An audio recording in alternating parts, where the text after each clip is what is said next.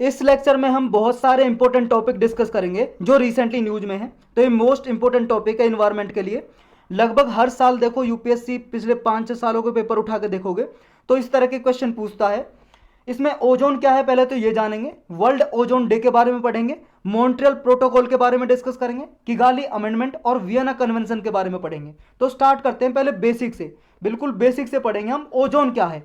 देखो ओजोन एक गैस है, O3 से हम डिनोट करते हैं। ये स्पेशल फॉर्म ऑफ ऑक्सीजन है, यानी कि 3 एटम ऑक्सीजन के मिला के ओजोन बनाते हैं। जो सिंपल अर्थ पे जो ऑक्सीजन होती है वो O2 फॉर्म में होती है, लेकिन ये ओजोन क्या, 3 एटम मिलकर बनते हैं ओजोन के। ये कहाँ पे मिलती है ओजोन? ये देखो हमारे वातावरण में, एटमॉस्फेयर में। आप सबको पता है ये हमारी अर्थ है, अर्थ के चारों ओर 4 लेयर में हमने एटमॉस्फेयर बांटा हुआ है। पहला है टोपोस्फेयर जो लगभग 18 या 15 से 18 किलोमीटर ऊंचाई तक है। उसके बाद फिर ये है हमारा स्ट्रेटोस्फेयर, एक लेयर, मतलब हमने मानी हुई है लेयर, ऐसे परत मानी हुई है एटमॉस्फेयर की। उसके बाद मीजोस्फेयर, फिर है आयनोस्फेयर या एक्सोस्फेयर या थर्मोस्फेयर भी बोलते हैं। लगभग 640 किलोमीटर तक हम अर्थ का एटमॉस्फेयर मानते हैं, वातावरण। तो ये जो स्ट्रेटोस्फेयर है, दूसरी लेयर, जो लगभग 15 से लेके ये 50 किलोमीटर तक है, यहाँ पे पाई जाती है ओजोन। तो ये कहाँ पे, लगभग देखो बिटवीन, जो ज़्यादा इसकी मात्रा ओजोन की 10 से 40 किलोमीटर के बीच में ओजोन गैस मिलती है। तो ये 90% जितनी भी एटमॉस्फेयर में हमारे ओजोन गैस है उसकी 90% स्ट्रेटोस्फेयर लेयर में मिलती है, यानी कि 90% मात्रा उसकी वहाँ पे है। तो ये हमें किस लिए ज़रूरी है? देखो ये क्या है, जब भी हमारे सूरज से जो किरणें आ रही होती हैं वो हार्मफुल हैं। अगर वो डायरेक्टली हमारी स्किन पे पड़ेंगी तो स्किन को जला देंगी, स्किन कैंसर हो जाएगा, आई हमारी ख़राब हो जाएंगी, आंखें, और भी बहुत सारी स्किन डिसीजेज हो जाएंगी, हमको बीमारी हो जाएंगी अगर ओजोन लेयर ना हो। तो ये ओजोन लेयर हमें प्रोटेक्ट करती है, तो इसका ये गैस का यहाँ पे होना ज़रूरी है। तो ये ओजोन देखो 2 कैटेगरी में बांटते हैं ओजोन को, एक तो गुड ओजोन और एक बैड ओजोन। देखो गुड ओजोन मिलती है कहाँ पे? स्ट्रेटोस्फेयर में, जो हमने देखा ये अर्थ पे स्ट्रेटोस्फेयर में ओजोन। और जो हमारी जो बैड ओजोन है, वो बैड ओजोन वो है जो हमें ट्रोपोस्फेयर में मिलती है। देखो जो हमारी इस लेयर में, ऊपर वाली में, स्ट्रेटोस्फेयर में, वो तो हमारे लिए गुड है क्योंकि वो सन से आ रही रेडिएशन को प्रोटेक्ट करती है, हमें बचाती है इन रेडिएशन से जो सन से आ रही होती है, अल्ट्रावायलेट रेडिएशन। लेकिन जो अगर ट्रोपोस्फेयर में है वो हमारे लिए हार्मफुल है, हानिकारक है, क्योंकि वो पोल्यूटेंट हो जाती है, प्रदूषण फैलाती है और ग्रीन हाउस गैस की तरह काम करती है। जी हाँ, ग्रीन हाउस गैस, यानी कि अर्थ के टेम्परेचर को एब्जॉर्ब कर लेती है और अर्थ का टेम्परेचर बढ़ा देती है, यानी कि जो किरणें हैं, हीट है, हीट को एब्जॉर्ब कर लेती है और अर्थ के टेम्परेचर को बढ़ा देती है। और जो गैस अर्थ के टेम्परेचर को बढ़ाती है उसी को बोलते हैं ग्रीन हाउस गैस। तो ये भी ग्रीन हाउस गैस की तरह काम करती है अगर ट्रोपोस्फेयर में है। अगर ट्रोपोस्फेयर में है तो ग्रीन हाउस गैस की तरह ये काम करती है, तो इसलिए हमारे लिए यहाँ ये हानिकारक है। तो ये 2 क्लासिफिकेशन है, एक है गुड ओजोन, यानी कि जो स्ट्रेटोस्फेयर में पाई जाती है गुड ओजोन है, अपर एटमॉस्फेयर में, और ये ग्रेजुअली लेकिन डिस्ट्रॉय हो रही है मैन मेड केमिकल्स की वजह से। मतलब लोग क्या है, हमारे अर्थ पे ऐसे केमिकल यूज करते हैं, उनकी वजह से ये डिस्ट्रॉय हो रही है, ओजोन लेयर घट रही है। और ओजोन लेयर की घटने की वजह से, स्ट्रेटोस्फेयर में घटने की वजह से, जो दूसरी लेयर है स्ट्रेटोस्फेयर, उसमें ओजोन लेयर घट रही है। वो घटने की वजह से ये लेयर जब कम हो जाती है तो देखो नुकसान तो हो गई, और ये ओजोन लेयर का घटना, ओजोन गैस का वहाँ पे घटना, इसी को बोलते हैं ओजोन होल। आपने नाम सुना होगा, ओजोन होल हो गया, होल, होल का मतलब छिद्र, ओजोन होल का मतलब कोई वहाँ पे छिद्र नहीं हुआ है, ये है बस ओजोन की जो गैस है मात्रा उसकी कम हो गई है, क्वांटिटी कम हो गई है ओजोन गैस की। तो ये भाई साहब, अब कौन कौन से केमिकल हैं जो मेन आदमी यूज करता है, उन केमिकल को बोलते हैं ओडीएस, ओजोन डिप्लीटिंग सब्सटेंस, मतलब ओजोन को घटाने वाले सब्सटेंस, पदार्थ। ये कौन कौन से हैं ये आपको याद रखने, सारे के सारे आपको याद होने चाहिए। एक है CFC, chlorofluorocarbon, hydrochlorofluorocarbon, HCFC, halons, ये गैस हैं सारी, methyl bromide, carbon tetrachloride, methyl chloroform, ये सारी की सारी आपको याद होनी चाहिए। ये ओजोन डिप्लीटिंग सब्सटेंस है। ये पूछ लेते हैं कौन कौन से हैं, कौन कौन से नहीं है, ऐसे पूछ लेते हैं। तो ये कहाँ पे यूज होते हैं? देखो ये CFC वगैरह, ये HCFC, ये होती हैं रेफ्रिजरेटर में, जो आपके घरों में फ्रीज है उसके पीछे देखना एक काला सा डिब्बा होगा, उसमें गैस भरी होती है जिससे आपकी कूलिंग होती है। या एयर कंडीशन जो होते हैं AC, उनमें यूज होती है ये गैस। तो ये जितने ज़्यादा रेफ्रिजरेटर और फ्रीज यानी कि AC वगैरह यूज होंगे उतनी ज़्यादा ये गैस हमारे इन्वायरमेंट में निकलती हैं और फिर जाके ओजोन को डिस्ट्रॉय कर देती हैं। क्योंकि देखो CFC जब जाएगी वहाँ पे, ये अलग ओजोन जो एटम है इसको तोड़ देती हैं, ये O2 और O अलग हो जाता है, O ये फ्लोरीन क्लोरीन ये इससे मिलकर रिएक्शन कर लेते हैं और ऑक्सीजन अलग हो जाता है, यानी कि ओजोन की जो परत है, गैस है, वो घट जाती है। ये तो हो गया गुड, जो स्ट्रेटोस्फेयर में मिलता है। अब है बैड ओजोन। बैड ओजोन वही है जो हमारे अर्थ के लोअर एटमॉस्फेयर में मिलता है, यानी कि टॉपोस्फेयर में जो मिलता है, ground level, near ground level पे मिलता है। ये पॉल्यूटेंट होता है जो कहाँ से निकलता है, बहुत सारे पॉल्यूटेंट प्रदूषक तत्व हैं जो कार गाड़ियाँ जो होती हैं, पावर प्लांट जो होते हैं, या इंडस्ट्रीज बॉयलर होते हैं, रिफाइनरीज जो फैक्ट्री होती हैं, केमिकल प्लांट जो केमिकल वगैरह बनाते हैं, उनसे निकलते हैं। और ये जब एटमॉस्फेयर में आ जाता है तो हार्मफुल एयर पॉल्यूटेंट की तरह काम करता है, यानी कि ग्रीन हाउस गैस की तरह काम करता है अगर टॉपोस्फेयर में है तो। ये चीज़ आपको याद करनी है। तो अब नेक्स्ट पढ़ते हैं वर्ल्ड ओजोन डे कब होता है। हर साल एवरी ईयर 16 सितंबर को हम वर्ल्ड ओजोन डे मनाते हैं, ताकि हम अवेयरनेस फैला सके लोगों में कि ओजोन लेयर को प्रिजर्व करना है। तो ये इंटरनेशनल डे है for preservation of ozone layer.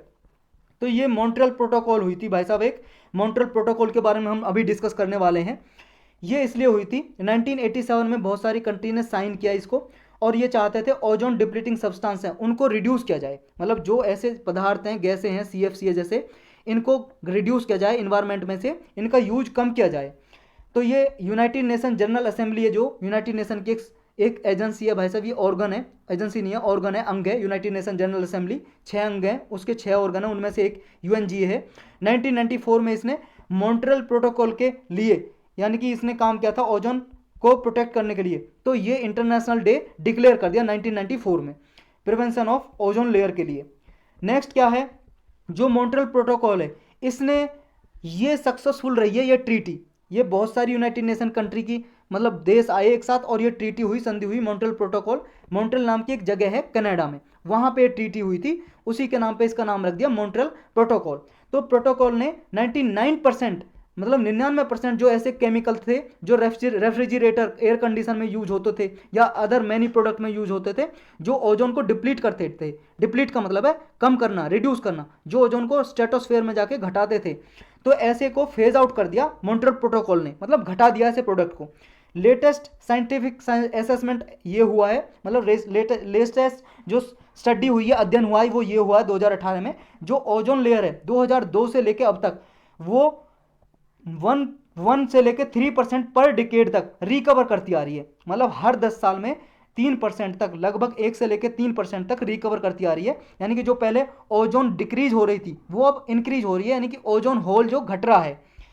Ozone layer जो है ये देखो, क्लाइमेट चेंज से फाइट करने में भी इसने, ओजोन लेयर ने, कि जो हमने इफर्ट लगाए पूरी कंट्री ने, पूरे वर्ल्ड में, ओजोन लेयर ने, तो क्लाइमेट चेंज से भी इसने लड़ने में सहायता की है मॉन्ट्रियल प्रोटोकॉल ने। यानी कि 135 billion tons of carbon dioxide को भी रिलीज होने से मॉन्ट्रियल प्रोटोकॉल ने बचाया है। सितंबर 2009 में एक वियना कन्वेंशन और मॉन्ट्रियल प्रोटोकॉल की स्टडी हुई थी, और ये पहली ट्रीटी बन गई थी जिसने यूनाइटेड नेशन के, मतलब जो कंट्री थे, उन यूनिवर्सल रेटिफिकेशन हो गया था, मतलब सारे जो देश थे उन्होंने, सारों देश ने रेटिफाइड कर दिया था अपने देश में 2009 में। दोनों हैं, वियना कन्वेंशन भी और मॉन्ट्रियल प्रोटोकॉल भी, किस लिए, ओजोन लेयर को प्रोटेक्ट करने के लिए। जो वियना कन्वेंशन है देखो, ये 1985 में हुई थी, मॉन्ट्रियल प्रोटोकॉल से पहले हुई थी, ये 2 साल पहले। और ये इसलिए हुई थी ताकि ओजोन लेयर को प्रोटेक्ट किया जाए, ऐसे जो सब्सटेंस है उनको हटाया जाए, तो इसलिए हुई थी ये।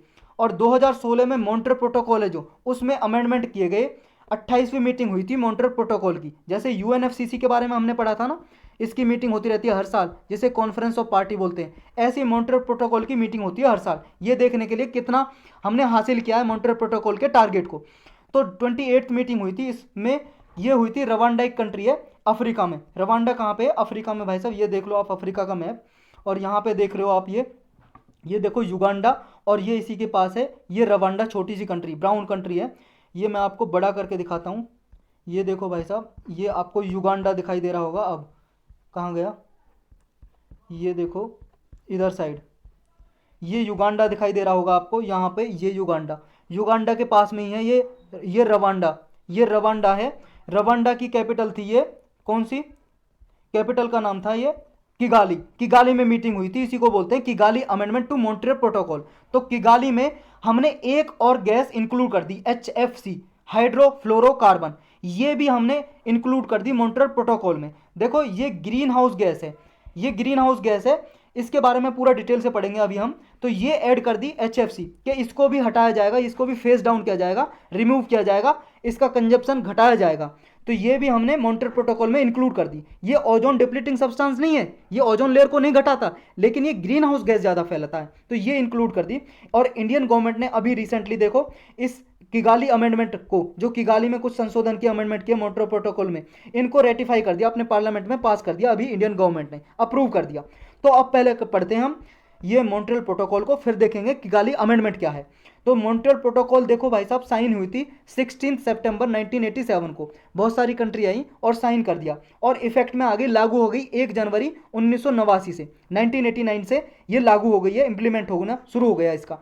देखो ये कोई क्लाइमेट एग्रीमेंट नहीं था मॉन्ट्रियल प्रोटोकॉल, लेकिन ये क्या था, जो हमारे अर्थ के एटमॉस्फेयर में ओजोन डिप्लीटिंग सब्सटेंस हैं, जो ओजोन को घटाते हैं, जैसे सीएफसी, ये सारे सब्सटेंस हमने ऊपर पढ़े, वो सारे याद रखने आपको, जैसे क्लोरोफ्लोरोकार्बन, हाइड्रोक्लोरोफ्लोरोकार्बन, हेलोन्स कार्बन, ये टेट्राक्लोरीन जो क्लोराइड पढ़ा था, ये सारे याद रखने हैं आपको, कार्बन टेट्राक्लोराइड।